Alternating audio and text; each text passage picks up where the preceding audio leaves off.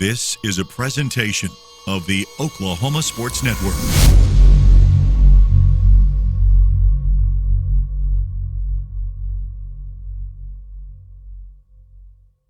Any other use of this telecast or any pictures, descriptions, or accounts of the game without the Oklahoma Sports Network's consent is prohibited. It may not be reproduced or retransmitted in any form, and the accounts and descriptions of this game may not be used without express written consent. Hello, everyone. Well, for 12 weeks, we have been talking primarily football on here, but that changes tonight. That's right. It's a special edition of the Middale Sports Report, Hoop Style.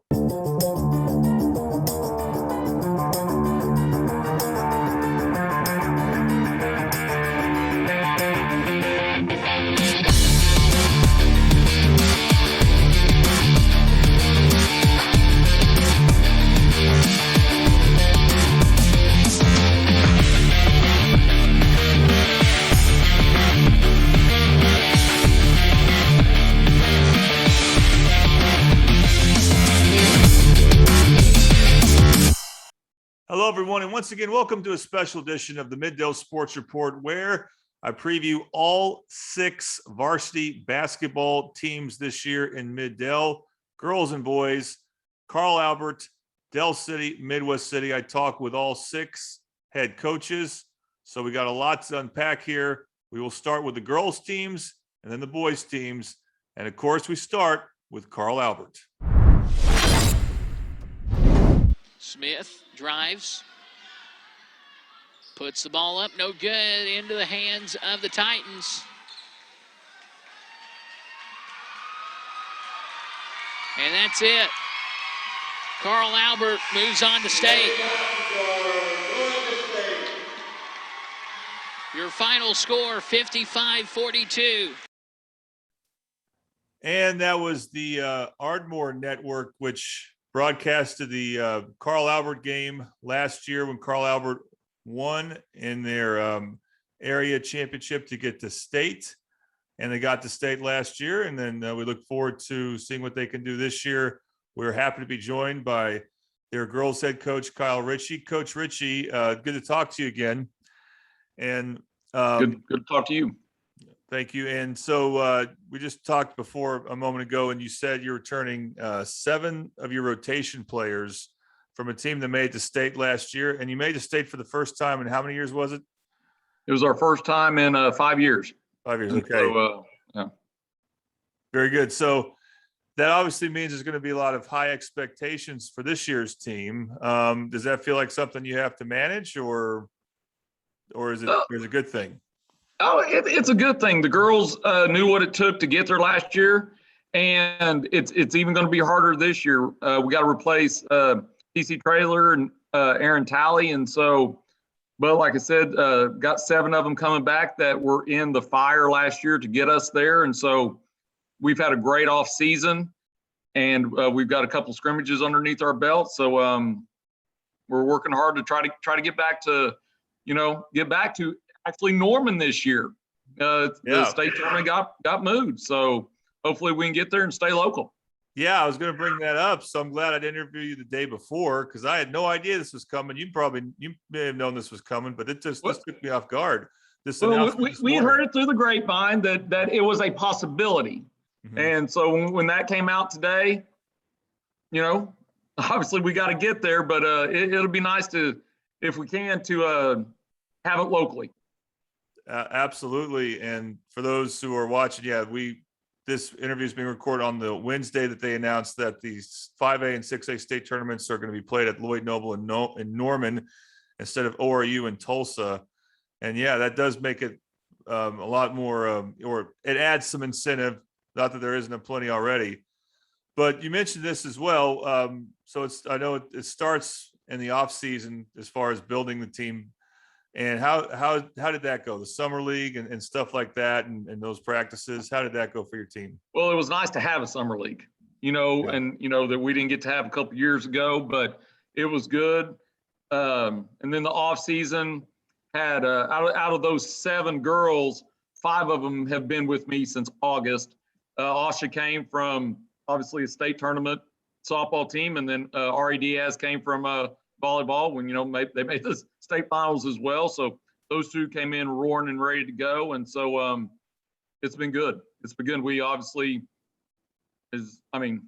probably all the coaches you've interviewed, the conditioning, the weightlifting, just everything to get ready for August or October 1, and then here we go. Now, one of the things that struck me about your team last year is you didn't have that one dominant scorer. You guys spread the wealth. And so do you see that as being a big part of the identity of your team this year? Yes. And they understand on any given night, we had like 7 different leading scorers last night. So I don't think anybody can just, hey, if we stop one person, hey, we beat them. And obviously that makes us a little bit more dangerous, obviously, that people have to game plan for anybody could go off and who has the hot hand one night, and we're not selfish, and somebody's hot, we'll try to find them and keep riding them. So you also told me a couple of times last year you were one of the smaller teams in 5A. Is that still pretty much the case? And again, I know as part of your identity, you know how to play that way, but will your team play a little different this year? Or will it be kind of the same? No, in fact, it's kind of a joke. We're smaller. Oh. Like I said, losing TC and Aaron, Asha might not be a big for a lot of people around the state. She's ours. And then we surround her with 6 guards, and we have to be in great shape because we have to do 4 quarters of, there's no secret. We run, we gun, we go, because we can't play smash mouth with anybody. Right. The player that I always thought was like the straw that stirred the drink for you guys was Asia Poole. Talk about, her development. She's like your primary ball handler, but you have several that you can rely on, of course. And she was only a sophomore last year, so that was a lot for her to deal with. And now she has that experience. No, she actually was a junior last year, so this is going to be her senior year. 4-year starter. She started as a freshman, so we threw her. Obviously, she earned it. Threw her into the fire early, and so she's been through it all. And this year, hopefully, with Ari and Celia and Mariah, we got some other ball handlers that get her off the ball a little bit, and that's what we're trying to do, to get her out in the open space where she doesn't have to come back and get it. We can maybe kick it to somebody else, and we can kick it up to her and get her into what she likes to do in the open floor. Now, how do you feel about this team from a shooting perspective? Because you're bringing back Kofor and Sutton, and those are a couple of good long-range shooters. Do you think that this team can be a better shooting team than they even were last year? I hope so. We shot over 33s a game, and I don't like to live and die by it. But as I just told you, it's not like we can just Asha plays a lot of the high post, and then she picks and pops. If she likes a matchup, she can go down there. Obviously, everybody works on post moves, but that is not really what we are, and it's really not what we do. We catch somebody on a curl or a flex cut. I get that, and we got to be able to finish around the rim or at least get to the line. But we penetrate, we pitch, and we let it fly. Mm-hmm. And then we're in a scramble defense, and really, if I have the 5 guards out there, there is no we switch a lot because there's no matchup like, hey, I don't want to make that switch. We're all small, and we just we are what we are. Yeah. So you mentioned, again, bringing in your top 7 players back. Are there any players who might be able to break the rotation who are new, who we may not have seen? You never know. And as we all know, as coaches, as I tell them, you're an ankle roll away. Everybody's got to be ready at all times. And if I put you in, it might be for a possession. Hey, I need a defensive stop, or I need a rebound. And then I might get you right back out. It's just, you have to play the chess match. So those 7 are probably going to be a lot of the minutes, but, you just never know who could also step in. So I know some girls programs, and this may be true for a few boys programs too around the state, they don't have enough players coming in for a freshman team. What's your situation like, and how do you feel about the new girls coming in? Oh, they've come in, they've worked hard. We actually do have 7 this year. Mhm. And because and you and I have talked, this is my 6th year there. There's times where, hey, there's been 5, Yeah.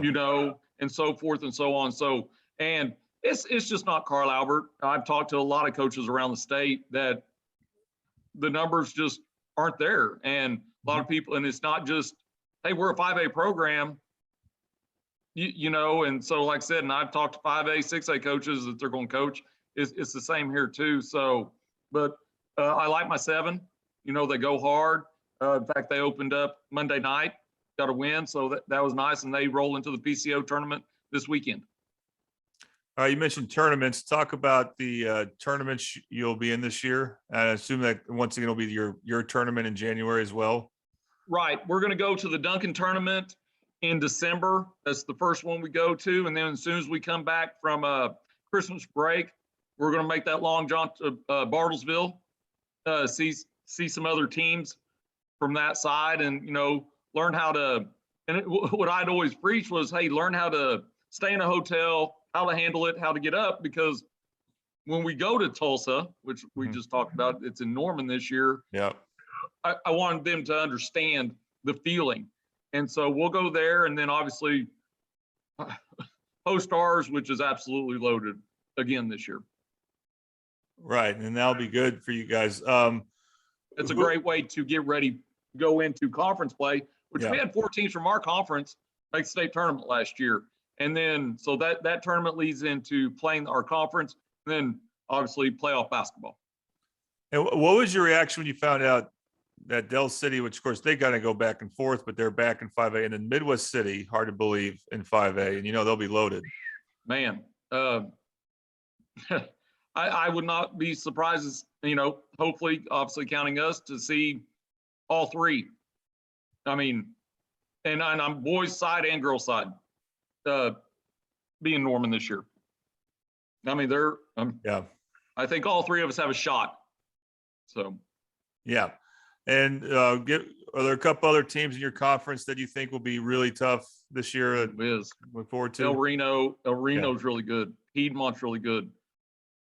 Sean, I mean, I could Guthrie, Guthrie played Noble first round, and that's how one of them got knocked out. And so, obviously, I don't know what Western Heights is doing, but yes, I mean, there is no give-me's on the schedule. Our conference, on any given night, anybody can beat anybody if you don't bring your A game. So, and then we go to Ada as a non-conference game. We have Midwest City, who obviously is 5A, but it's a non-conference game. It's our schedule. Wow. I mean, wow. We got to be ready every night. Well, that's good to, from a fan standpoint, knowing that there'll be a lot of quality basketball to go watch. Right. So we look forward to that. One question I have for every coach here is, would you be in favor of adding a shot clock to Oklahoma high school basketball? With this team, it really wouldn't faze me because, like I said, we kick and go. Obviously, other teams that I've had maybe in the past maybe wouldn't be as much for it. It really doesn't matter to me either way. To be honest with you, you have to manage the game as a coach, obviously who you're playing and everything like that. So if it comes in, coaches have to adjust, players have to adjust. It wouldn't faze me either way. Very good. Well, Coach, we look forward to getting in as many games as we can for your team. And we really thank you for your time. Hey, I appreciate you. Sykes going to be the one to bring it up. Tried to, almost got away with a steal. Now she goes up, hits the backboard, but that's it. No good, and Carl Albert goes the other way with a turnover. McAllister is the one who's going to try to drive to the basket with the left hand and score. And that was Colton Fleetwood and yours truly. That highlight is from Del City's next to last game last season against Carl Albert. And they're ready to hit the ground running this season. Happy to be joined once again by their head coach, Mariah Webb. Coach Webb, last season was a challenging one for your girls. Was there anything different you decided to do with the team for this offseason and this preseason to get them ready? A lot has been different for us. I think we lost 3 seniors last year. And so, I mean, things as far as conditioning, all that has been the same, but we've been focusing a lot on skill work and, trying to put others in position to score and having others score the ball. Because I think right now we're returning our leading scorer, Jalen. And I think she led us all with 13 points a game last year. And so we have to get some more scoring. So we've been focusing a lot on other people being able to score. Now, obviously, in 2020, during that summer, there was no summer leagues and stuff like that because of COVID. So that came back this past summer. How was that for your team, having a summer of off-season workouts and some scrimmages? How did that go? It's been good, really helpful, because a lot of my girls, if they're not in the gym with me, they have a hard time getting in the gym. Some of them. Now I do have quite a few who play AAU ball and they spend time working out or have trainers outside of here, but it just helps when we can play together in the summer and then play with one another. So that way we get those, a few weeks in June.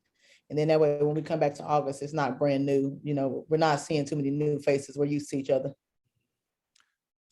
And then you've already had some scrimmages, I believe. Is that correct? Yeah, we just had our second scrimmage this past Tuesday against Sapulpa. On Sapulpa, they're pretty good. Yeah. They're pretty good 5A team. Yeah, we went for the if you want to test yourself and see where you're at, I think the only way you can do that is to play against the best. And so we went up there and scrimmaged Sapulpa and Holland Hall, and I think we did pretty good. I think we did a lot better than we thought we would do. And so it was good for us. And it was kind of it was just eye-opening for our girls to know that you can be right there. Like, I think we're right there with some of those top teams. You mentioned Jalen McAllister, your leading scorer from last year. Talk about what you see out of her as far as development goes, now that she's going to be a senior and probably needs to be more of a leader. And then talk about some of your other rotation players you're bringing back from last year and what you hope to see more of and what you hope to see different from them. Well, with Jalen, first and foremost, I can say that she has grown tremendously as far as being a leader. There's things that we would have to remind her to do last year as a junior, where now she's reminding others to do. And we don't have to give her as much direction as we used to. And so I think she's been a great leader for us this year. She's who they look up to. And I think everybody on the team knows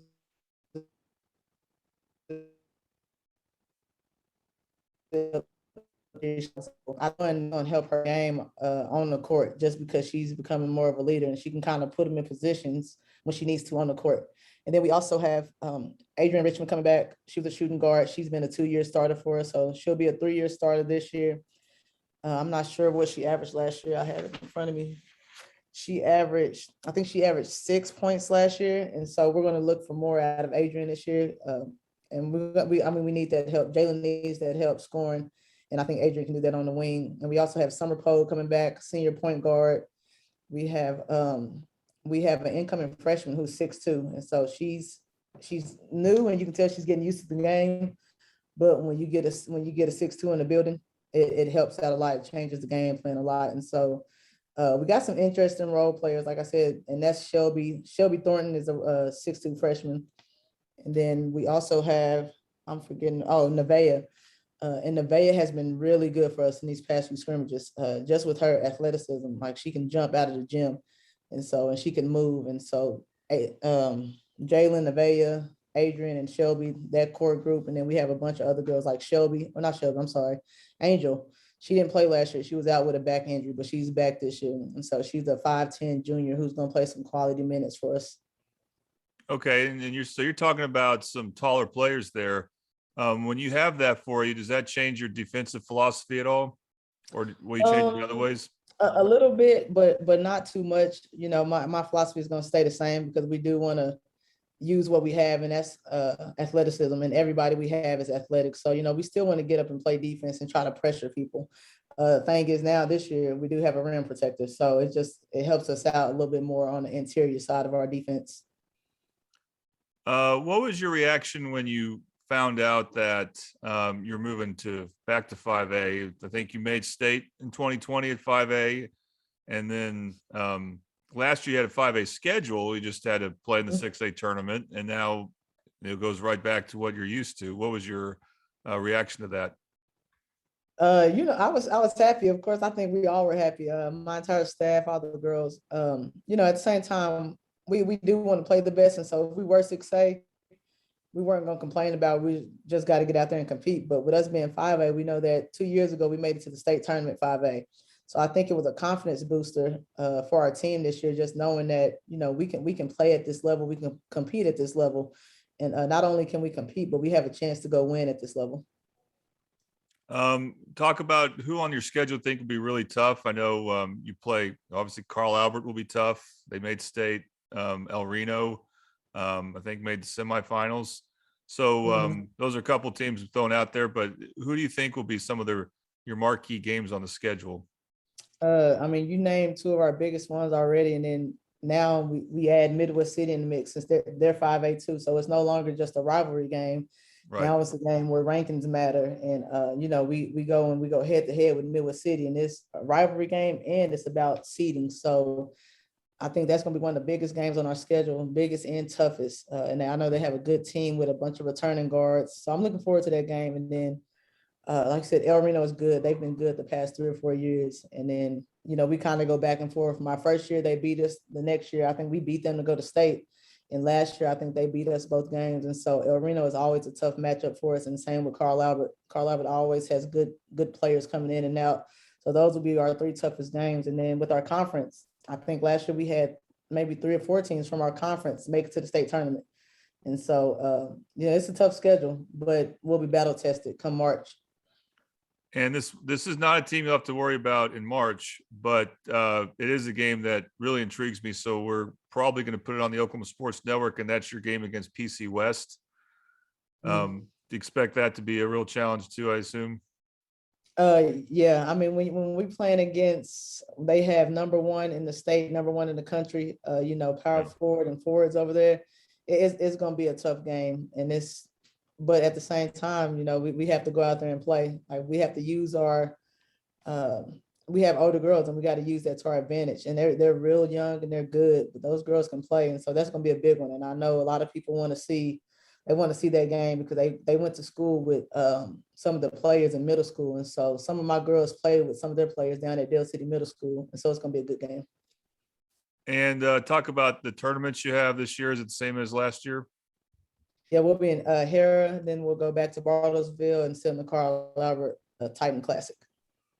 All right, look forward to that.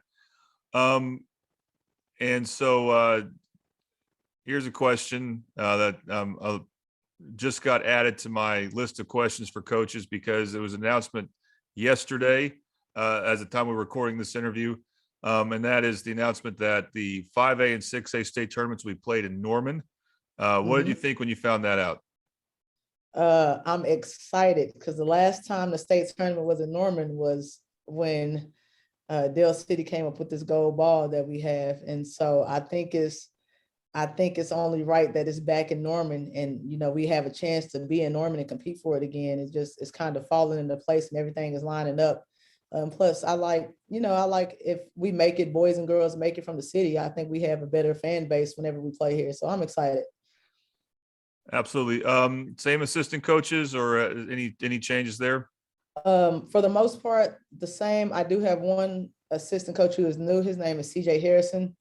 He's my new freshman coach, and he'll be assisting with varsity and JV as well. He's been coaching, and he coaches a bunch of AAU basketball, and this might be his first time coaching with school, but very knowledgeable about the game, very passionate. And then I have my other assistants that I had last year. The only one that switched is Tyler Lusher. He's now coaching the Mustang. All right, gotcha. All right, last question. I'm asking everyone this. Would you be in favor of adding a shot clock to Oklahoma high school basketball? Yes, mainly because I played with it. When I was in college, we played with a shot clock, so I'm familiar with it, and I like the pace of the game that you have to play when you have that shot clock. I think it requires girls to be a little more skilled and to play faster, because if you're going to play fast, you got to be a little more skilled. And so I think it would speed the game up. I know a lot of people want to see the girls' game speed up, and I think that'll help us. All right. Well, we look forward to catching as many of your games as we can on the Oklahoma Sports Network, hopefully some playoff games and then some. So, Coach Webb, thank you very much for your time. Armstead to throw it in. They have Cheney in for three-point shooting. It's Wilson. Armstead, they don't have a lot of time. Wilson's going to fire. Air ball. And clock is expired, and Midwest City is going to state. And that was yours truly, along with Michael Baldwin on the Midwest State Channel of the Oklahoma Sports Network back in March, when Midwest City defeated Sand Springs to get to the state tournament. And we're happy to be joined by, it's the same coach, but a different name. Their head coach now, Coach Megan Knight. Coach Knight, thank you very much for joining us. Thank you for having me. And we were talking about this before I recorded. You're still getting used to the name Knight, but you've had it for a few months now, right? Yes, since April. The girls still call me Malloy, but I go by both. I was surprised you didn't just get married in the summer. I would think it'd be easier, but then I guess you had a lot of coaching to do during the summer, right? Yes, well, it happened when I was an assistant at Moore, so I thought we planned it a year in advance. So I thought it would be way easier than what it was. So how was your summer? Because I know the previous one was your first summer time with your players, and they didn't have summer league because of COVID. So I guess this is your first full summer where you could scrimmage against other teams and all that stuff. And how did that go? It was really good. We returned to Talia Anderson and Brianna Williams late in the spring, and so we got to see them for the first time in over a year. So we had a lot of fun. The team really gels really well together. They get along really well. So that was fun this summer. We did pretty good. We went to the Moore Edmond Summer League and the Weatherford one, and we showed out. We did pretty good, especially with it just being almost a totally different team compared to what we were in March. And you say a different team. You lost 3 seniors from last year's team that made state that played a lot. And then you're adding some girls that were hurt. You already mentioned their names. So how does this team look different now as far as how they play? Or is it just a couple different names? They look good. It's a lot of new roles. That's the biggest thing is defensively, we're solid. Offensively, we have a lot of people that are stepping up and just getting in the groove of things. And so with Talia and Brianna, they're big time scorers. And so they're just now, starting to feel themselves again and just getting used to it because, spending over a year out, they had COVID year and then they were out. Both of them got hurt in the spring or summer. And so they had a long time coming. So they're really excited, but it was just getting used to them and how they play for the rest of the girls. So now you've had a few weeks of practice and I believe some scrimmages, and you mentioned Talia being gone for so long. Are they getting acclimated again? Are they rusty? And how's the team looked in practice and scrimmages so far?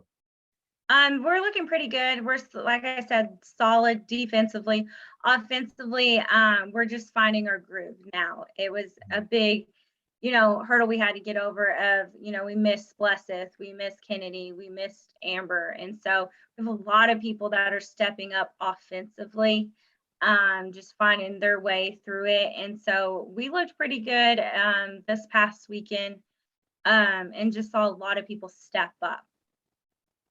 So last year, you mentioned Blesseth and Kennedy. So Blesseth was your point guard. And then when she came out, Kennedy would be your point guard. So it was mainly those two. Who is your point guard now, or who are your point guards, I guess would be the question. We don't have a true point guard, which is really fun to see us in transition. So we have Talia Anderson, Brianna Williams, Miracle Washington, Jaya Bardsdale. Maya Brown, they all bring the ball up. So it's fun. It's good. It's fun to watch because, we don't wait on that one person. Now we all are able to just bring it up and play fast like we want to. So watching your girls in the playoffs last year, I was really impressed by how good there's a Tanaya Looney played on defense and her hustle. And then I found out, she also won offensive player in her conference of the year. So that's a lot of attributes going her way.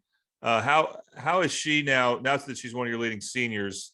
How has she had to take on a leadership role, and how's that gone? Oh, she's an awesome leader. The girls look up to her. She's amazing, just very positive.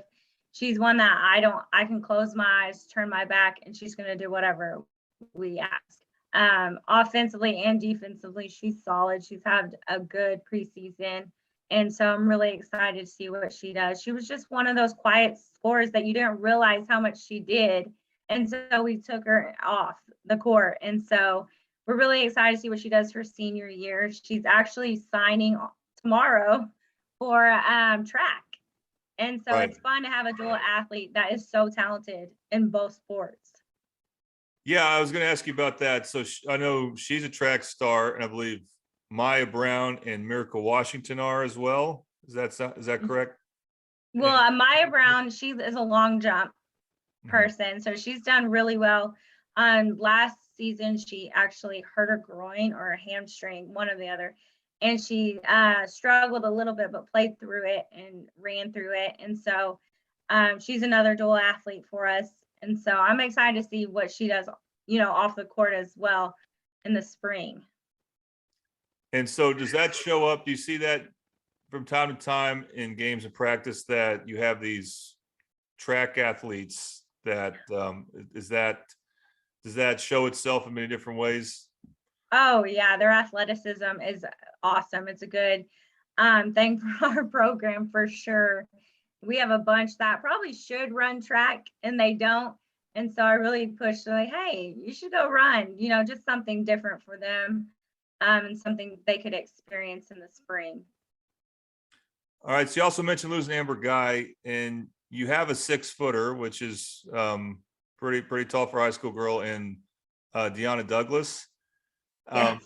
How is her development? I know post players can sometimes take a little bit longer time to develop, but I think that helps make your team very, very complete. How do you see her role on the team being this year? She plays a huge role for us. She's a good kid. The biggest thing that we've seen is that grit and a little bit of meanness. As a freshman, wasn't that she played soft, but she's a really sweet girl. And so that grit that she's just had over this past summer and this preseason has really, been huge for us. Someone just mean in the paint. And so she's a sophomore, so she's really young. So I can't wait to see what she does the next 3 years for us. And if you had to rank your best shooters based on what you've seen in practice, you're without Latasha Mitchell. She's not shy when it comes to gunning. No. You hope to have her back. You told me in mid-December, but how would you rank them? Right now, we're shooting the ball pretty well between Brianna Williams. She has a long range. She's just coming off that ACL injury. And so it's nice having her back. Talia Anderson, she can also stroke it. Miracle Washington, she's done a big job of transforming her shot and just really working on that. And so she has done well for us beyond the arc. And then obviously Latasha, when she comes back, she's going to be a huge help for us. So just being those zone busters in case we need them. And what was your reaction when you found out that you're going down to 5A? And you obviously were very familiar with 6A ball because you're assistant coach at Moore. And then this past year, but obviously when you go down to 5A, there's going to be some high expectations with that. And I can't come up off the top of my head of the 5A team that would match you guys with talent, athleticism. Not that it's not there. I'm just not sure. Maybe on the east side. So you might be hearing that like that. So that raises the bar a little bit for your team. And Yes, yeah, we hear that a lot. We'll obviously have to compete when it comes to 5A with playoffs because the Pulpa, they're up and down. They're 5A. Even Carl Albert and Del City, they're athletic. So that's going to be something that's good that we get to see that. This past weekend, we played Lawton Mac, and they're very athletic and mean. And so that was good to see, just giving our girls some of that experience of 5A because it is different. And so I'm really excited. I'm getting to know more about 5A teams and just, doing my research so that we're going to be prepared because we're playing a 6A schedule.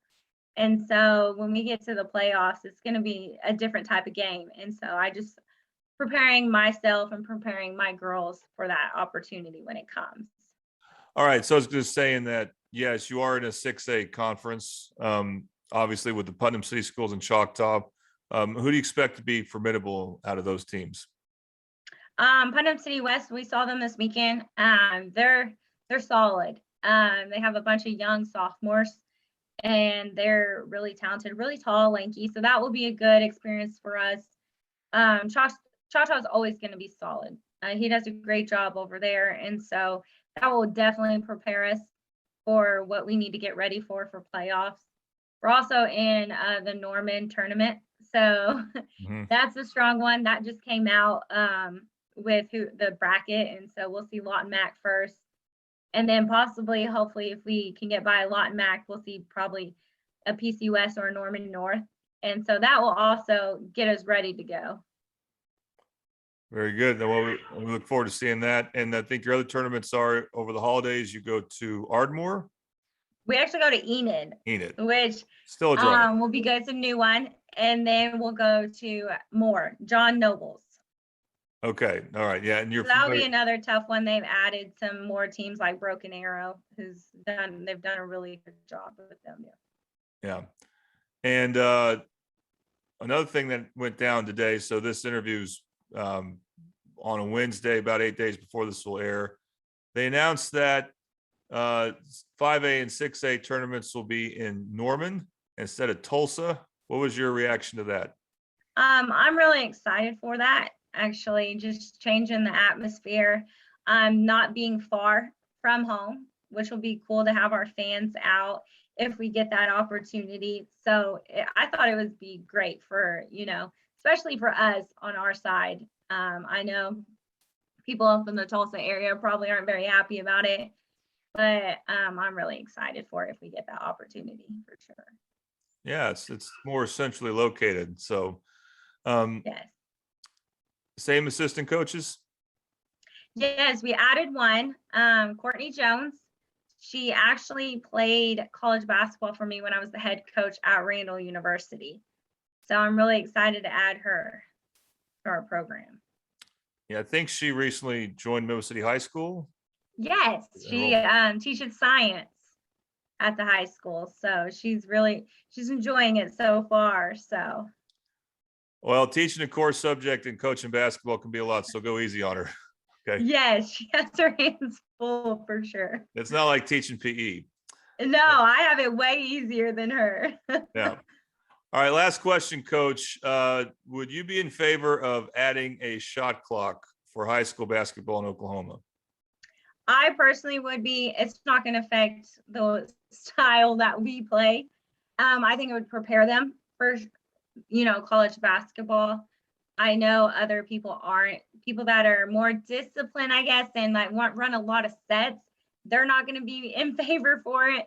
But the way that we play fast in transition, we would love it with our defense and everything.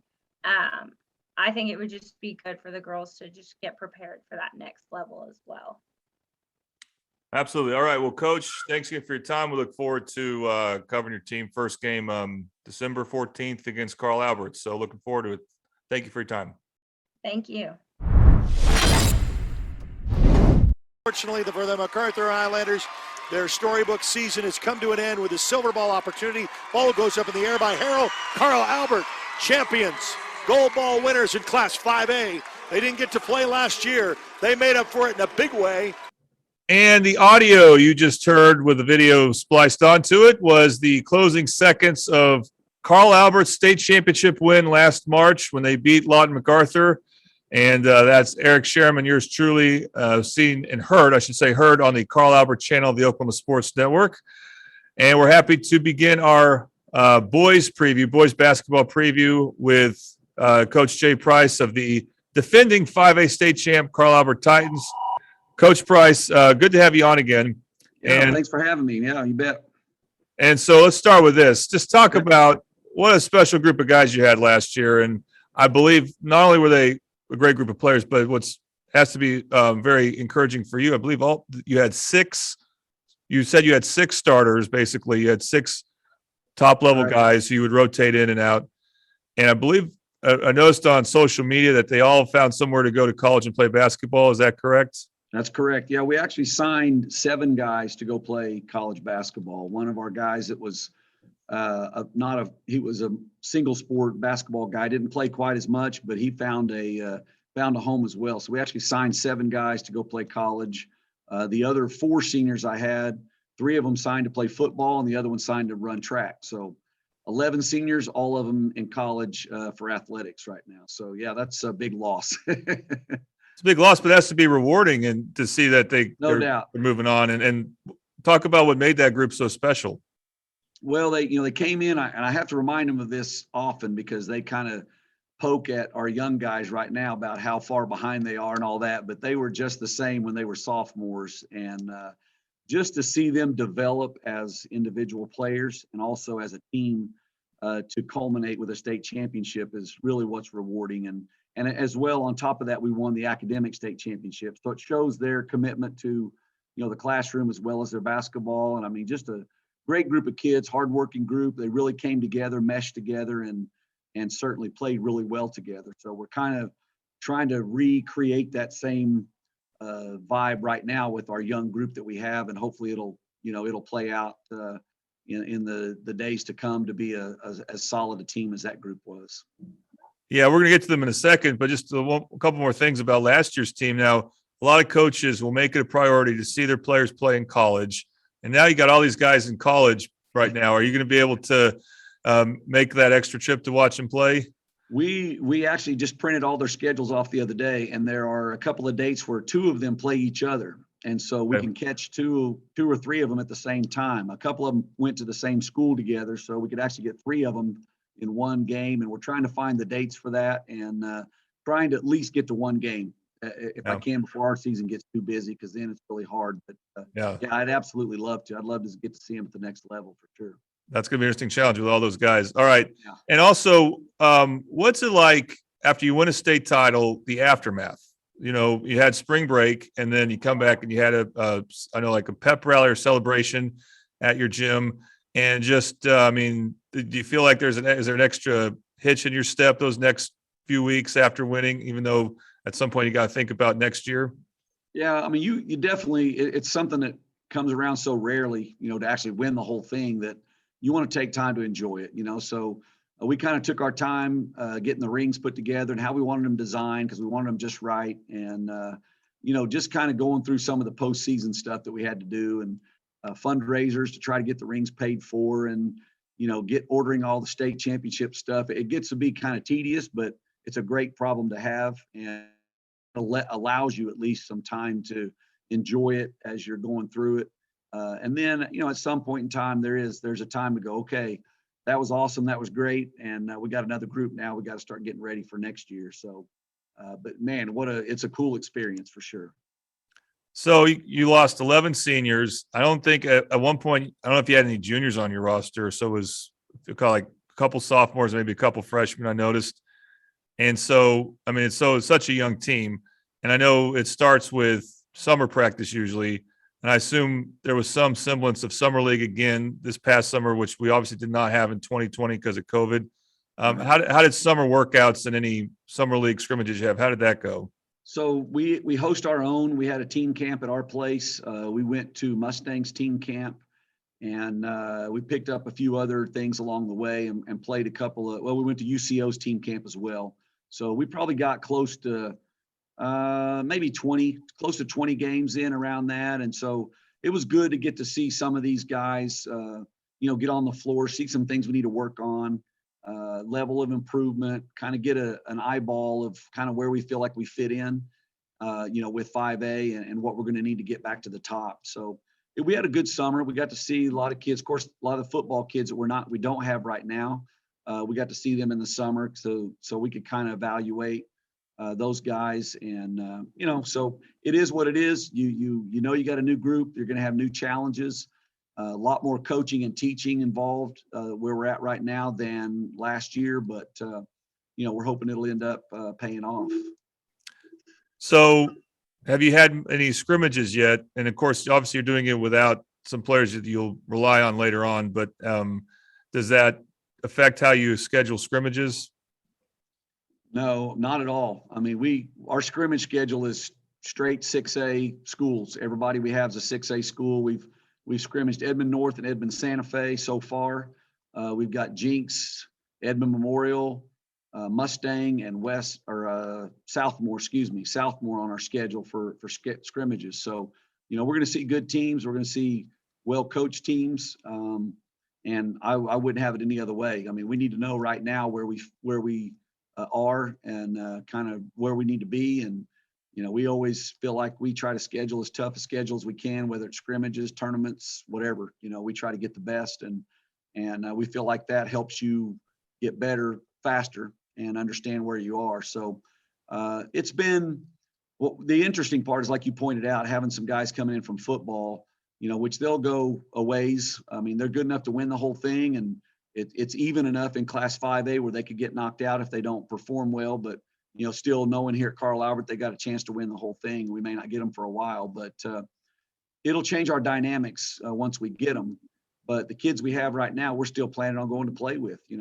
That's what we've told them, and they need to be prepared to do that. And then we'll just add the other pieces in when we get them.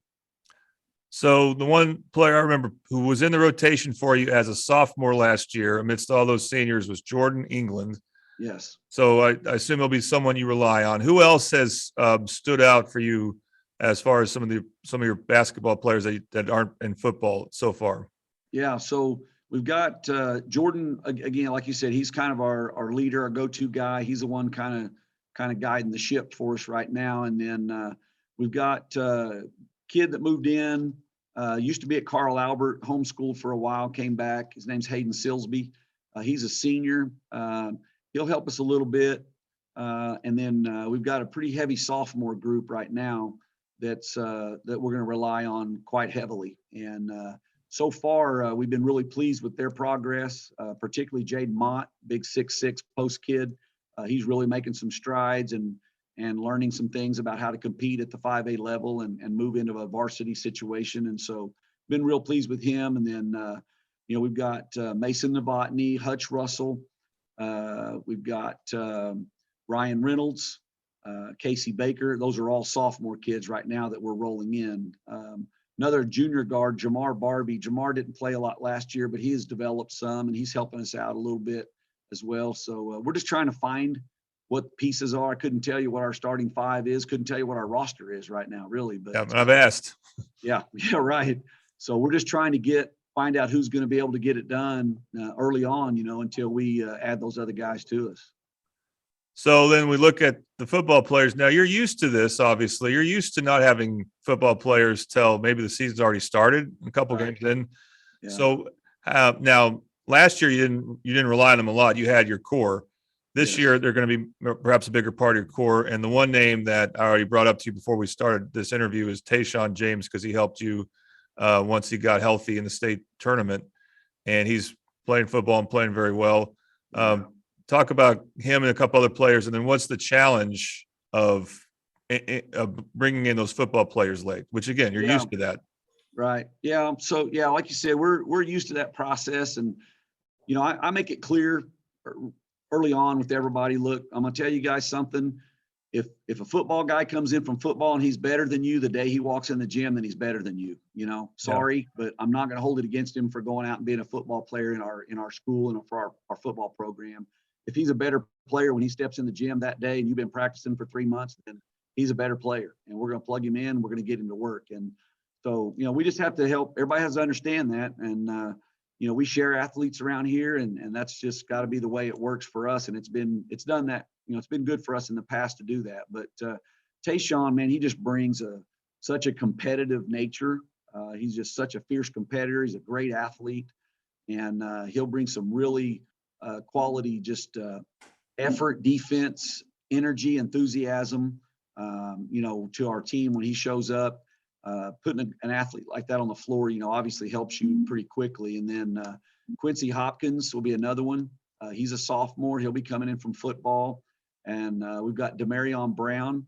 He played a little bit for us last year on and off. And then as we got late in the season, it was mostly those senior guys. But he's another just a tremendous athlete that can really cover some ground and attacks the rim well.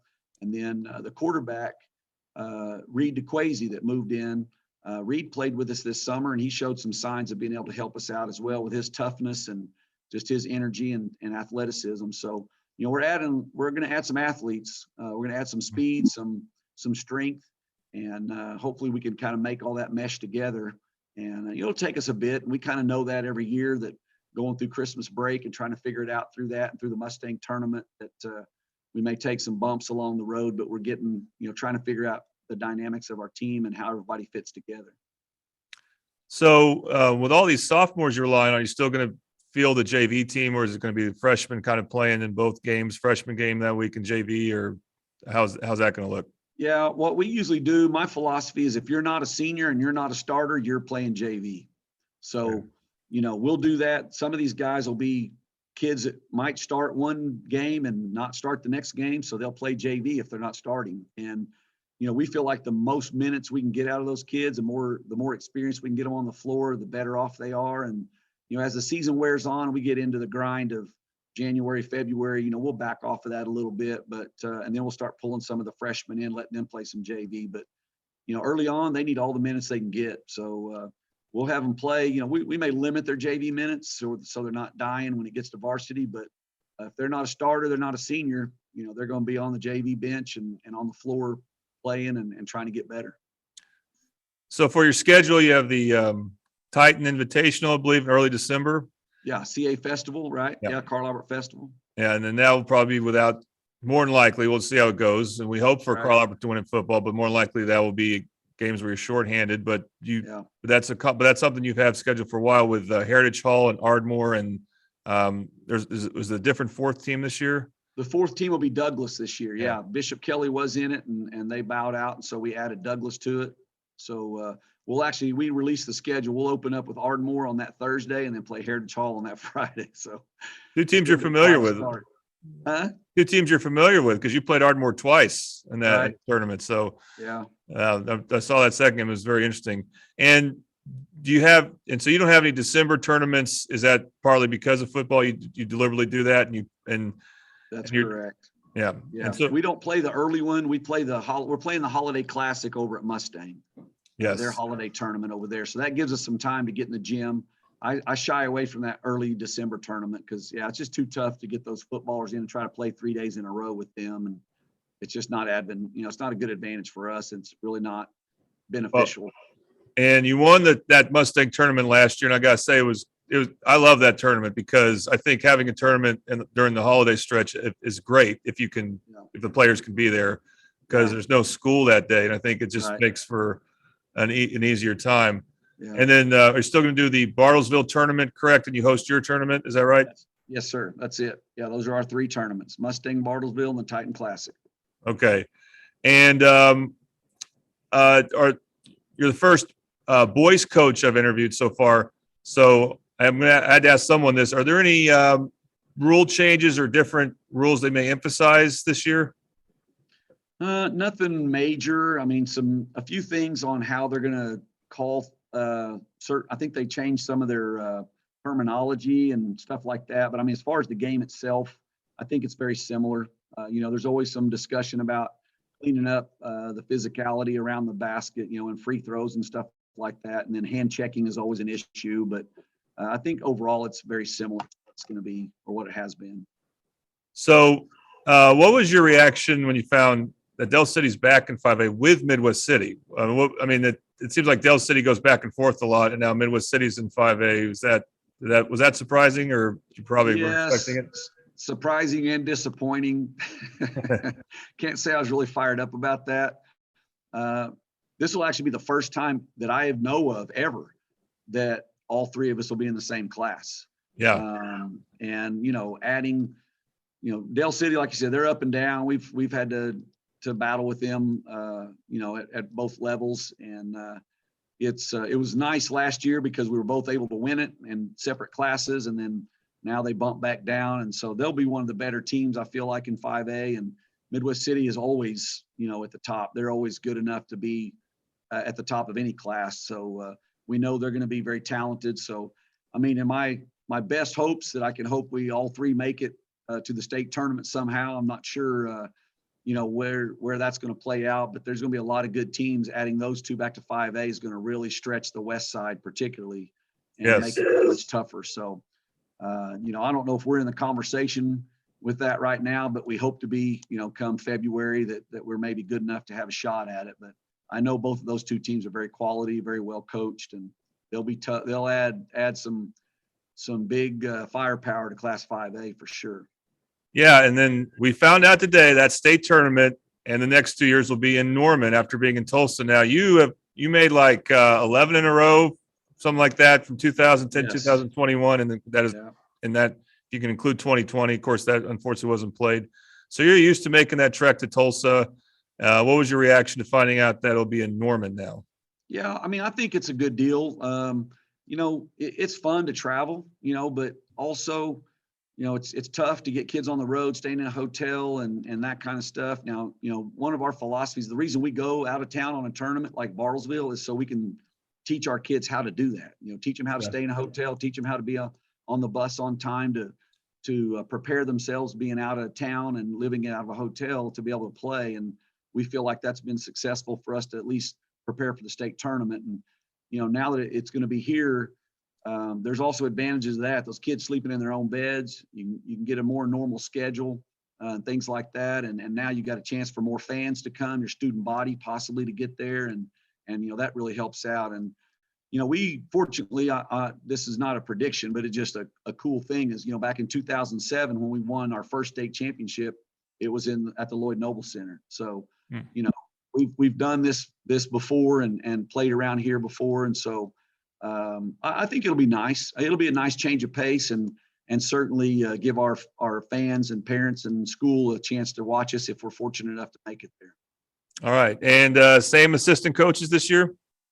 We actually have made one change. Coach Harrell, he stepped down due to the fact that his oldest son, Mason, is in his senior year. His youngest son, Jaden, is playing at USAO, and his daughter is playing at the middle school. And so Eddie and I talked about that and just felt like, you don't want to miss your kids playing and have that conflict. And, I just told him, look, man, this is something that's really going to be important for you to be able to see your kids and not miss out on those valuable years that they're playing. And I think he was kind of torn, but he felt like that'd be the best for him. So he stepped down for now to watch his kids play and keep up with them. And we have added Chaz Davis to our staff. Chaz helped at the middle school several years. He helped us 1 year.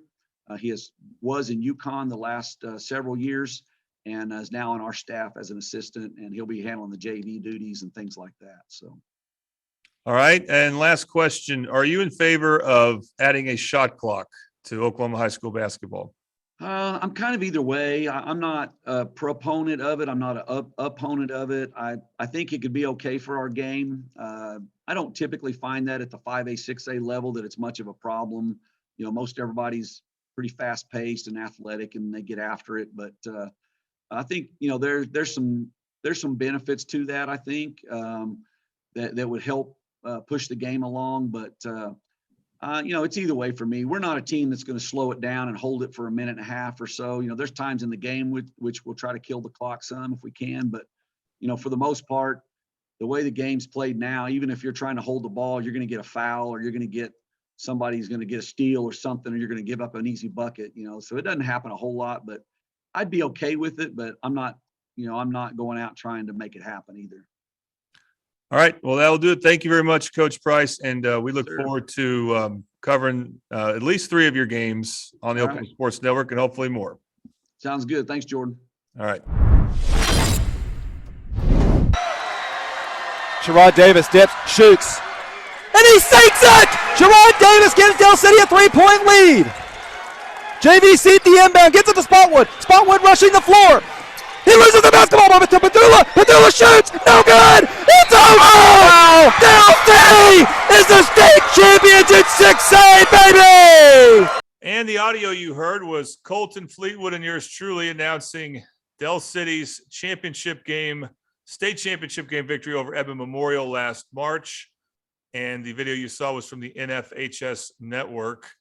And that was an amazing game. Del City beating Edmond Memorial 47-44.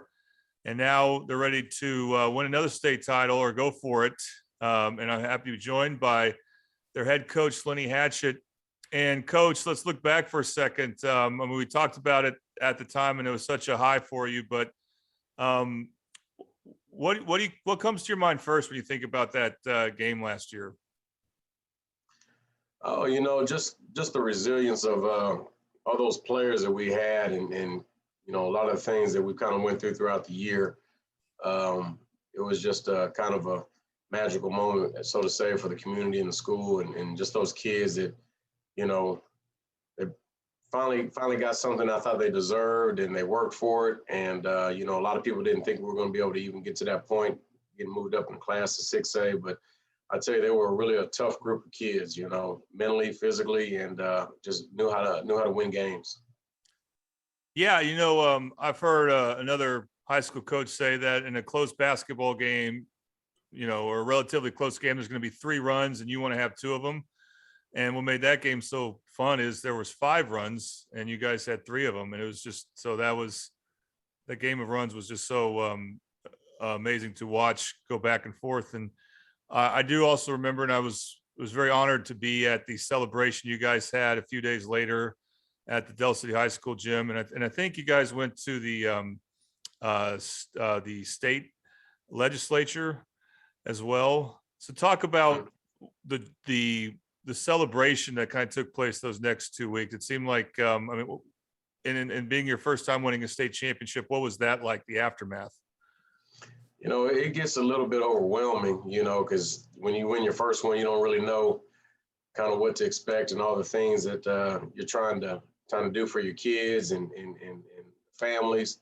You know, of course, the kids, their first thing is about the rings. So you're trying to get all that organized. But being able to go down to the state capitol and getting our kids just to see the state capitol and the representatives, they got a standing ovation in front of everybody, and just getting recognized in front of all those people that make those important decisions, you know, was huge for our kids, just, you know, just for educational purposes, for teaching them as they get older. So it was fun though. You know, I talked to several coaches that have won it in the past and kind of asked them what they did and just try to pick their brains. And, you know, we just relished the moment and did whatever we could to recognize those kids and just enjoyed every moment of it.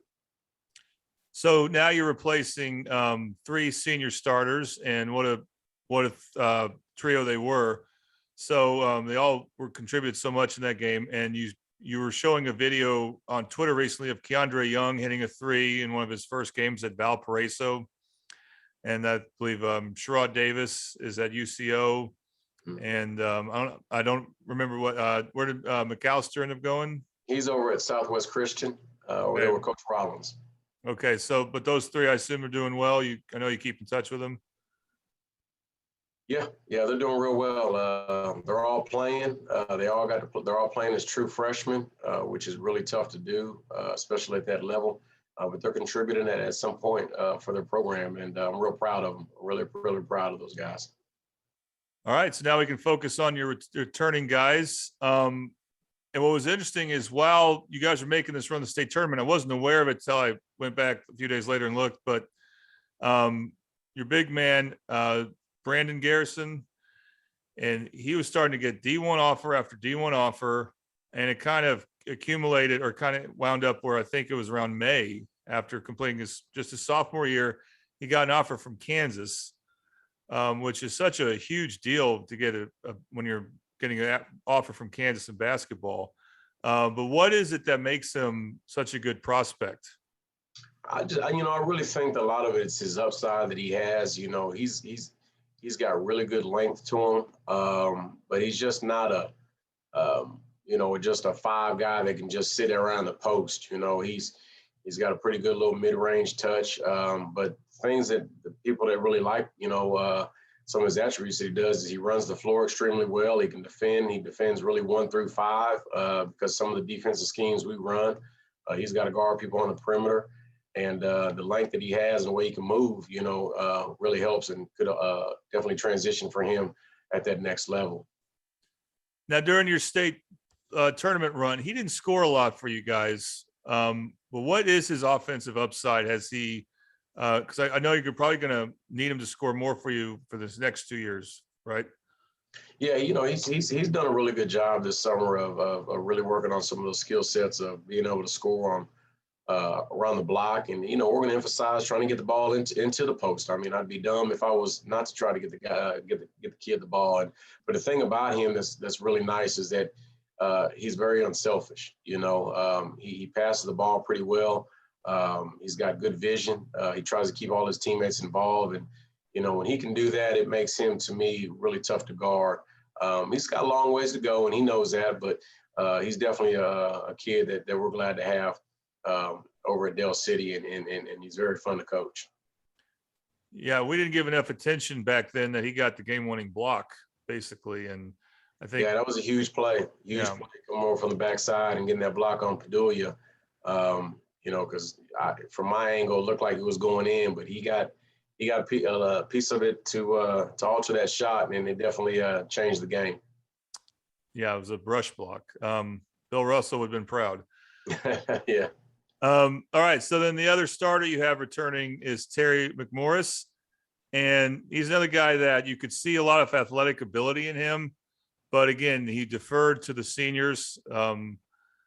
So similar to Brandon, what can his game look like now? He's going to have to obviously take on a bigger role. What do you think his game will look like? It's really nothing I say this guy going to be really different. He's got a nose for the ball, and he rebounds the ball extremely well, finishes well around the basket. Another kid that, if you remember, he guarded Padulia pretty much most of the game, so he doesn't have a problem by taking that assignment of guarding better players, especially even if they're guards. In fact, I think he likes that type of challenge. He's gotten a lot better in the open court with his ball handling and some things that we're still working on with his perimeter game. But, he's coachable. He wants to win. He knew what it took last year. And we're going to continue to kind of keep finding ways for him to be around that basket where he can score along with the guards that we have. Speaking of guards, the guard that you brought off the bench to play a lot last year was Veely. Do you expect now that you're gonna have new starting spots open? Is he going to be your primary ball handler? Is that the plan as of right now? Yeah, so far he's been one of the primary ball handlers we've had as far as our point guard. I'm big on kind of a point guard by committee. We've got a couple other guards that can help him up there, bring the ball up. If we can have 2 guards on the floor at the same time, it really helps when teams press us. But he's a playmaker. He's a kid that can make plays and do some things that are special for our team.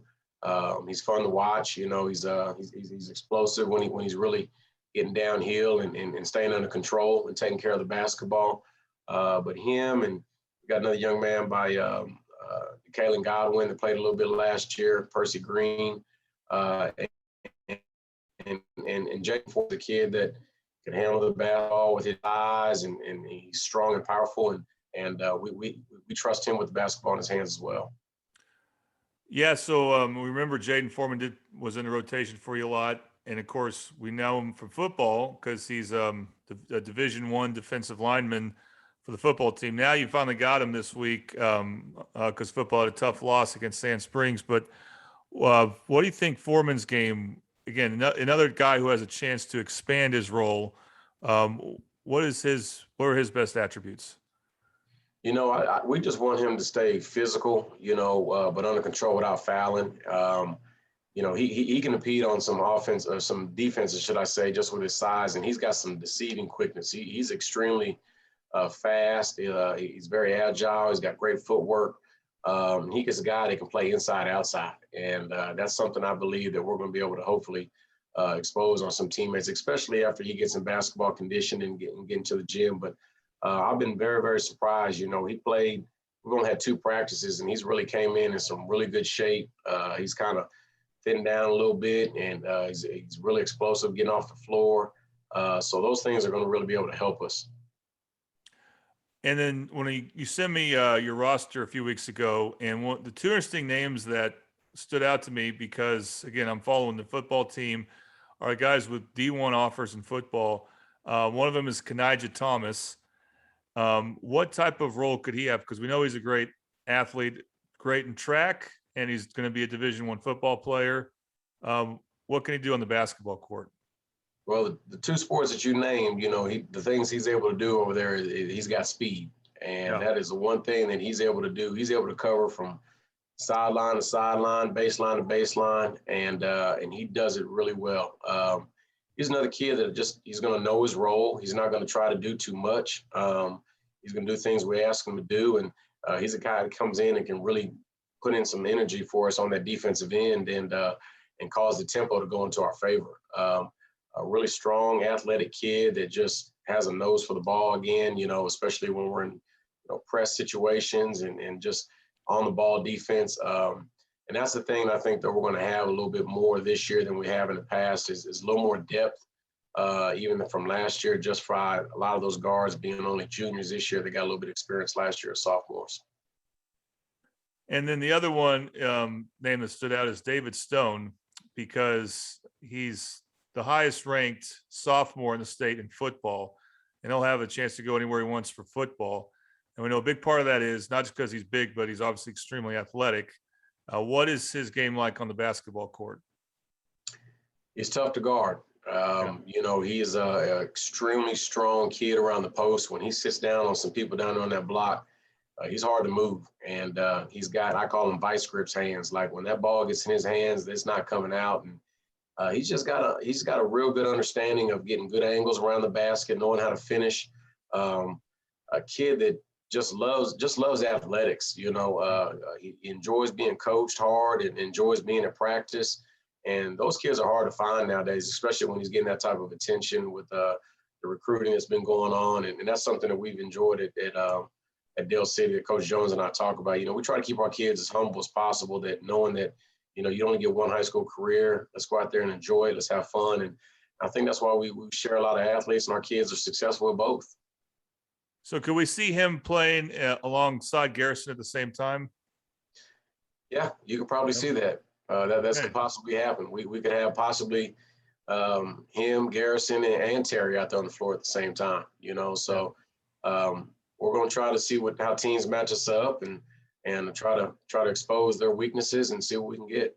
Well, that sounds like a feasting opportunity right there. One of the interesting things about last year's team is they won state in 6A, and you really only had 2 players in your starting lineups who would shoot threes much. Keandre Young, obviously, and McAllister would some too. Mm-hmm. And who has, on this year's team, as of right now, who has the green light to shoot threes? We don't really call it the green light, but Percy Green has been a kid that's been starting for us with our scrimmages. He's had some really good moments where he's really shot the ball well. Another junior, so he can really stretch the floor. Terry's been really working on his perimeter game, and he'll knock down some shots. And along with Vili, everything to us starts kind of getting that ball inside, whether it's post touches or paint touches off the drive and kick out. So, a lot of people kind of really notice that maybe Slim took a lot of threes, but, he worked on it, and our kids nowadays that we have this year, they know what shots they need to take. We try to teach them when they're open to have confidence and knock that shot down. And, but most importantly, be able to continue to keep working on those things that we know that can help us be successful. And one of the interesting things about your program is you've had some really good freshman teams over the years, so that leads to some really good, obviously eventually senior classes year after year after year. But the exception would probably be this year's senior class. Not as many players and not as many standout players as other years. So what that means is you're looking at a team where most, if not all, your rotation players are juniors or sophomores. Does that add an element of excitement that as you try to figure this team out by next year, they could be really experienced and really, loaded? It adds an element of excitement, but, I don't look that far ahead, about next year. The thing that I want to make sure is that we're doing is that we're trying to make practices as competitive as possible. We've got 2 seniors that are on the roster this year that they'll probably get in the mix a little bit. And we want to try to, now we have some of that depth with the large number of juniors and sophomores we have. We're going to be able to make practices just about as competitive as can be, and just like our games, hopefully transition to our games. All right. And we look ahead to this year. You're back in 5A. And I know you've been in 5A your entire time at Del City, I believe, except for last year. What are your thoughts about that? And do you expect to be 5A for the most part from now on? That's what I'm expecting. I haven't heard anything different. I think everybody's enrollment took a hit after COVID. I know we did, especially just because of the demographics that where we're at, and in some situations that people had to relocate or whatever. But we plan on staying in 5A, and I think that's the class that we need to be in for all of our programs, not just basketball, for all of us to compete. And I think if we stay there, I think we'll have some really good moments in all of our programs. And what was your reaction? I started interviewing coaches when this announcement came out. It was right before I started interviewing coaches, and that is that the 5 and 6A tournaments will be in Norman the next 3 years. What did you think about that? I'm excited about it. Just it's a change of venue for one, and that's something I've been trying to. We've talked about. I've talked to OSSA when we have the meetings. I've been on a couple committees that we've talked about it, and it didn't even have to be OU. My biggest one of the deals that I was bringing up was I would enjoy seeing that 5A and 6A get rotated at the state fairgrounds at some point. And maybe send 3A, 4A up to Tulsa, but they had their reasonings, and I definitely understood why, and it all worked out. But having it back here in the West for 3 years kind of reminds me of back when they used to alternate it and have it at the Lloyd Noble Center down there at OU. So first we got to be able to get there, and if we can get there, then we can enjoy the moment. Yeah, I'll be interested to see where they play those Thursday games at as well. And I've asked a lot of coaches, or every coach I've interviewed up to this point, this question, that is, do you favor adding a shot clock to Oklahoma high school basketball? We've talked about that as well on one of the committees. I think it will help the players transition a little better when they get to college. But I also do know that there's a lot more that goes into it than just everybody wanting a shot clock. Training scorekeepers to make sure they understand how to work the clock. It's hard enough now where schools are barely able to find people to work the clock. Understanding what a shot attempt is, what's not a shot attempt, all those type of things, training those scorekeepers. I do foresee it probably coming in the next couple of years. I know the smaller classes are pretty much in favor of it because you can't take possessions out. But if that's what we're transitioning to, we'll adjust when that comes. But until then, you can believe if we're up 4, we're pulling that ball out, and you're gonna have to come get us. Yeah. And so your tournaments, for people who want to follow you, the tournaments you're in, I think this will be your second year in the tournament in Norman, or it's only the second or third year they've had that tournament. It's our second year at the NIT, the Norman Invitational Tournament. We're excited about going on that, and it's a really loaded tournament, some really good teams. We're also going to the Tournament Champions down in Tulsa, and then we'll be over at the McGinnis Classic. All right, so you left the Carl Albert Tournament to go to the Tournament of Champions. The Tournament of Champions, they didn't have it last year, but that's usually a field of teams that if they didn't win state, they came close the previous year. Is that correct? I think that's kind of how they do it. We weren't invited. We didn't get invited last year.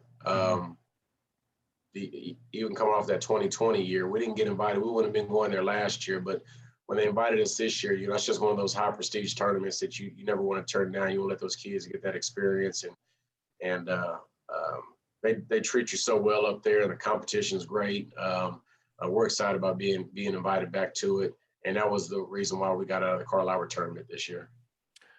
Yeah, I remember 2 years ago when I was assistant coach in Midwest City, while we were winning the Mustang tournament, you guys beat, I think in consecutive days, Tulsa Memorial and then the defending, at the time, 6A champs Booker T.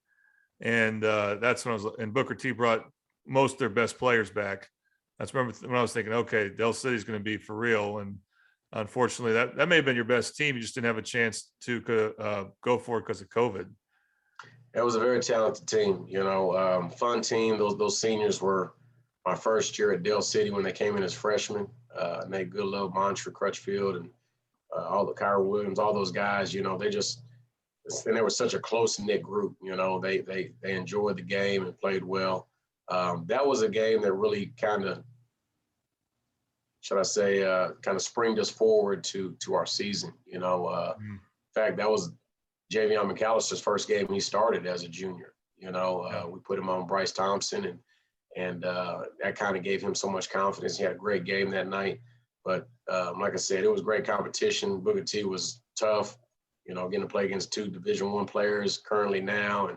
And our guys, we didn't have a Division I kid on our team at that time. Keandre Young was a sophomore, so just the things that we're trying to do over at Del City is just compete every day and trying to get these kids to buy in. No matter who we play, we want to play hard, we want to play tough, and just try to keep our kids a chance to win every game. Now, do you have a change at your assistant coaches? No, all my staff stay the same. We still got Coach Griffin, Coach Durham, and Coach Morrow. All right, very good. Well, we look forward to watching your team. We do plan on, as of right now, broadcasting your game against PC West. So the Battle of the Lennys. That'll be fun. Yeah. But anyway, we look forward to that. And Coach, we thank you very much for your time. Hey, Jordan, I appreciate you having us. Thank you. And thank you for what you do for high school basketball. Another long three. This one going to be by Xavier Brown. Off back iron, no. Last hope for the Ruffers. It's going to be another three. That'll do it. Midwest City keeps their season alive with a very big overtime win. They're able to survive, and they'll face Broken Arrow tomorrow. All right, that highlight you saw was Midwest City beating Muskogee in overtime in the playoffs last year to get to them 1 win away from state. That was Colton Fleetwood and yours truly on the call. And now Midwest City enters this season for an unusual territory in 5A. So we'll ask about that and more with their head coach, Corky Mcmullen. Coach, great to have you with us. And first question I have now, this is the first time in a while you've been at the same job twice for the second straight year. So now you have a chance to learn everything from last year and then make whatever adjustments you need. And how do you feel as far as comfort level now compared to last year?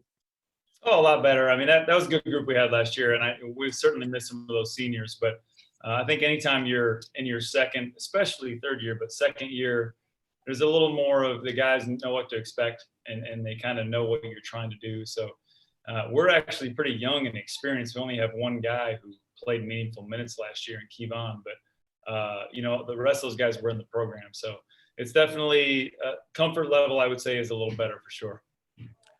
So also, I mean, when you look back to your 1 year coaching the girls team, you really haven't had a preseason yet where you get to scrimmage and do summer league stuff until this past summer. So that was your first time doing that. How did that go? It went well. I think the most important thing was just being able to get in open gym, just having the guys around each other. We hit the weights hard, went 4 days a week all summer, which was really important. And then we did a bunch of team camps, went to Tulsa and, did a bunch of local things just to get the guys together. They play a heavy AAU schedule, which is great, but it's really nice to get them around each other as much as we can in the summer. All right. And I know you fully support the football team, but this is the first time in 9 years they missed the playoffs. So you get some players to you earlier than usual. So it's good to take advantage of it. And that includes, I believe, Dylan Seabuck, Artez Young, Jamar and Hamilton. I don't know if I'm missing anyone. How have they acclimated, I guess, in the now 2 weeks or so since football ended? Yeah, so far so good. It's been, again, love Coach Hall, love that program, want them to do well. But, all of a sudden when those guys are showing up in your gym in November, that's a good thing. because normally those guys don't get to scrimmage. They're usually getting thrown right into the fire when we start playing games, because that's normally when they're finishing up. So just the fact that they get some extra runs in as far as scrimmages and more practice time. We've been walking through a lot of stuff before and after practice with those guys just to get them acclimated, but it's certainly been a warm welcome having them around. All right. So last year you had a lot of seniors, a lot of rotation players who are not here. So we're going to be, as we watch you play, introducing some newer players. Yeah. Let's start with the players we know. So you mentioned Kayvon Hudson, and I know Artez Young, who's back with you now from football, and he played meaningful minutes for you. Yeah. What do you expect from those two this year? Yeah, I think Kayvon especially has really picked up his just in a leadership role over the summer. We kind of challenged him with that, and he's responded pretty well. Kayvon's a kid who's ultra competitive, which is a double-edged sword. It's really good, but he's really hard on himself at times. So we've worked on that and just been able to manage that and be able to bleed into other guys. So his effort level is contagious. When he's on the floor, guys want to work hard. And Artez is we want him to be a little bit of a sheepdog for us, and just kind of keep us under control. And, when someone goes astray, to bring him back into the mix, keep us connected. Artez is, he didn't get a lot of time last year, but he's he's got a really steady head, which that's what we like about Artez. Yeah, he can run too. He sure can. And then Dylan Seabach was, I remember coaching him as a freshman. He was, along with Artez, one of our best players playing freshman ball, and made good strides his sophomore year. And then last year he got injured, couldn't play for you. So now he's finally back playing basketball, healthy, I suppose. Yeah, he's healthy. How's he looked?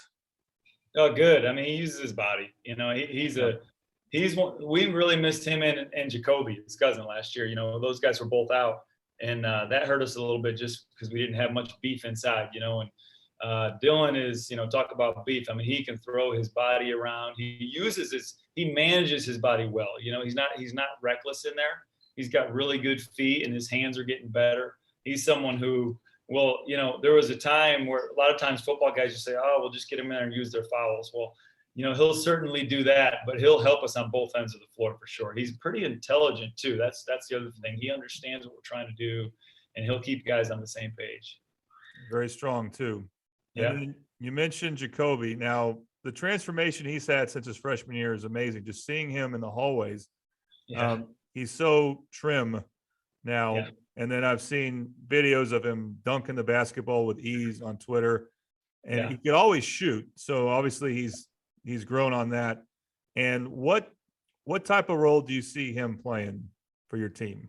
Oh, major role. I mean, I think he's going to surprise a lot of people because he wasn't around last year. He would have really helped us last year if he was around, and he's really elevated his game this year. Like you said, his ability to shoot the ball. He's really a triple threat guy. He can score at the rim. He's got a really good mid-range game, and he's starting to shoot the three more and more consistently. And not to mention just his impact on the defensive end, being able to change shots and guard 1 through 5, really. Okay. So those are players I'm familiar with because I've named pretty much all seniors there.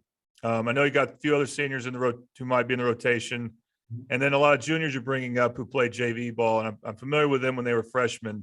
Yeah. So talk about, at this point, who has stood out to you, and who are the players it looks like you may ride a lot in the early going of the season? Yeah, I'll start with a sophomore, Brian Williams. Brian Williams Jr. is a guy who played all freshman and JV last year and has really developed over the offseason. He'll be a little bit of a floor general for us. Between him and Ronnie, we did mention Ronnie, the other senior. Him and Ronnie will kind of tag team that role alongside of Tez, as far as being that sheepdog and keeping us under control. And those three guys can really get in the gaps. They can really put pressure on the defense. And then, in the junior class, you have Jordan Augustus, who's really, I would say, gotten his game under control. He was a little reckless last year, trying to do a little too much like on JV. And he's really kind of pulled back the reins, and he really plays his role well, which is so important. So he'll be in the starting lineup a lot for us early on here. He's been starting at every scrimmage. We're excited about his progress. Amos Mobley is one who had a great summer and unfortunately had a had an injury, a spleen injury actually. So he's back now, but he was out for a couple months. So he's just trying to get his body right now. But Amos brings a really high IQ, really understands what we want to do, timing, spacing, things like that. The other two guys I'll mention are Quentin Burgess, who can really shoot the ball. He's a little bit of a specialist, but because of that, knows his role, is very good in space. And another sophomore, Justin Jones, who had a really good year on JV and freshman for us. He's a little sucker, but man, he's a bullet. So he can impact the defense as well. Yeah, I'm not familiar with your freshmen or sophomores, but I do know Brian Williams. I know he's a serious baseball player. So sure is. For him to make strides in basketball, that's pretty good. Yeah, for sure. So what was your reaction when you found out that you guys are moving to 5A? To be honest with you, Jordan, I didn't really have one. I think we can compete in 6A or 5A. Obviously, as you know, 6A is really deep. I don't know that 5A is. I think 5A is very good. There's obviously Del City's down. Carl Albert's always good. Tulsa Memorial, the Ardmores. There's a lot of good basketball in 5A. I think there's more good basketball in 6A. So I think that's the biggest difference is the depth. So regardless, we tell our guys, IDM, it don't matter. Like who we playing, it don't matter. They got to play us. So whoever shows up, we're going to toss it up and compete.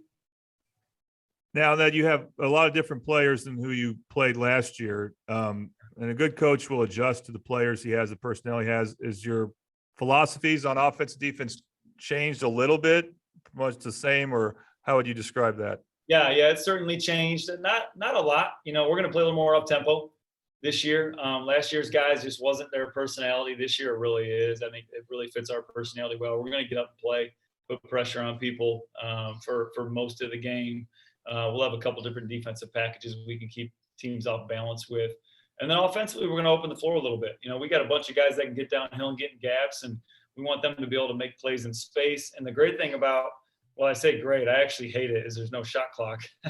But the good thing about a no shot clock is you can really try and get to something. And if you don't, you can get to something else. You can be really patient if you need to be. So we'll try and get in gaps and get, we call it dominoes, getting guys to fall one at a time and try and create plays for each other. And then if we need to, slow down and execute a little bit, we can. All right. And when we look at what's coming up for you, you're still, and Andy Collier told me you wanted this. You still want to be in that conference with mostly 6A teams, because talk about the tournaments you guys have. Is still Mustang, Bartlesville, and Deer Creek? We're not going to Bartlesville. We're going to the PCI. Okay. City. Yeah. So we made that change. But yes, we are going to Mustang, which has been I think this is his 4th or 5th year. It's still a new tournament, but very good field. We'll get 3 good games regardless. Putnam City is always good because you got the Putnam Cities in there. So that's going to be good. And I think they have someone from Tulsa coming down. Deer Creek will be similar field. I'm not exactly sure who it is, but those are our 3 tournaments. Our guys like tournaments, obviously, going and playing 3 games in 3 days. It kind of prepares you for the postseason, having those quick turnarounds and getting your quick film session in, learning from the night before, and then tossing it up that same day is a learning experience for the guys.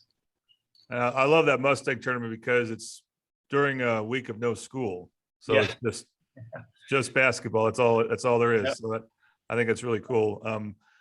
And scrimmage wise, so this will first air on Thursday, the 18th, I believe, of November. So we have Thanksgiving week upcoming. Any scrimmages you have going on that week? We are. Let me see. Well, no, we have one that week. We got Union tonight. We go to Moore on Friday, and then we're at Norman North on Tuesday the 23rd. So right before Thanksgiving, and then that puts us a week out from when we open up on 30th. Okay. And another what's your reaction question? And I started doing these interviews the day this was announced. So it was great timing when they announced that the 5 and 6A tournaments will be in Norman instead of Tulsa. What do you think about that? Oh, we're fired up. We're fired up. I mean, obviously, we got work to do to get there. That's for sure. The biggest game on our schedule is November 30th, our first game, and we'll take it one at a time.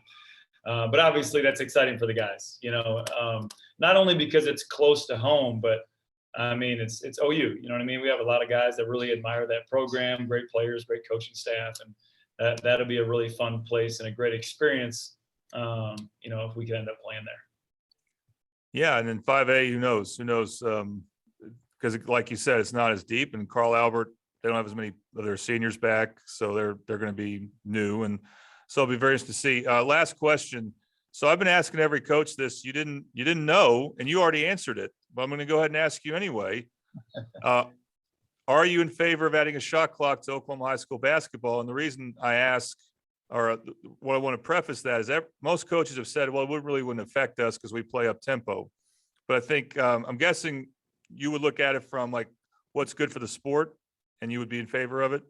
Yeah, I never played or coached a game without a shot clock until I came to Oklahoma. Being from New York, middle school, we're playing with a shot clock. Obviously through the college ranks, played with a shot clock, coaching and playing. So it was obviously only knew how to play with the shot clock. I think it'll help us, and here's why. I think it helps you defensively. And I'll give you a great example. Coach Wagner at PC North absolutely outcoached me last year in our first game. And I didn't realize it till after. We were up big in that. If you remember that game, we were up big early. Even at half, we were up maybe double figures, and they rested on offense. I mean, we were out there flying around. We played really well defensively. We put pressure on the ball. We were doing what we wanted to do, and they were just passing and cut, and they wore us down. They had like 3 possessions in that game that were over a minute, and we just got cooked. We were tired. Fourth quarter came, and we just couldn't recover. And I learned from that, where it's like, okay, we need to probably play a little more zone, which we've added some zone stuff.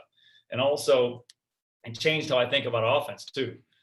So that was a really good learning experience for me as a coach. Was like, man, like they literally wore us down when they were on offense because they had long possessions, and we just couldn't recover from it. But that's interesting that you mentioned that. I knew you came from the New York area, but shot clock in middle school, that's pretty interesting. How long was that shot clock? 35. It was 35, and then college is 30. But 35 is still pretty long, but it's still great. I mean, you got to think about FIBA stuff. I mean, there's kids all over the world that are elementary school, middle school, they're playing with 24-second shot clock. I think it develops how you think. You got to make quicker decisions. I think it's really good for the game. I hope that we can make it happen at some point out here. All right, maybe one day we will. All right, Coach, thank you very much for your time. All right, thanks, Jordan. Appreciate it.